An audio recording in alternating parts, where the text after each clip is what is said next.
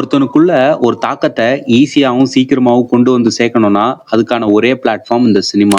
இந்த சினிமா எதுக்காக first start ஆச்சு? நம்மளோட வரலாற மறந்துறக்கூடாதுங்கிறதுக்காக, சின்ன சின்ன நாடகங்களா போட்டு, நாடக கலையா உள்ள வந்தது தான் இந்த சினிமா. அதுக்கப்புறம் மக்கள சுத்தி நடக்கிற எல்லா பிரச்சனைகளையும் மக்களுக்கு கண்ணு முன்னாடி காட்டி, அவங்களுக்குள்ள ஒரு உணர்ச்சிய தூண்டுறதுக்காக மாறுனது இந்த சினிமா. அப்படியே மாறி, மாறி, மாறி இப்போ ஒரு பொழுதுபோக்கா வந்து நின்னுட்டு இருக்குது இந்த சினிமா.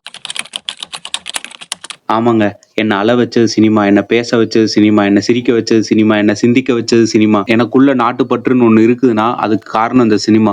லஞ்சம், ஊழல் இதெல்லாம் பண்ணக்கூடாது, பண்ண விடக்கூடாதுன்னு காட்டுனது இந்த சினிமா. குடிக்கக்கூடாது, சிகரெட் பிடிக்கக்கூடாது, இதோட விளைவுகள காட்டுனது எனக்கு சினிமா. பெண்கள எப்படி மதிக்கணும்னு சொல்லிக் குடுத்தது இந்த சினிமா. அண்ணனாவும், தம்பியாவும் எப்படி நடந்துக்கணும்னு சொல்லிக் குடுத்தது இந்த சினிமா. நண்பனுக்காக நம்ம என்ன பண்ணணும் அப்படின்னு காட்டுனது இந்த சினிமா.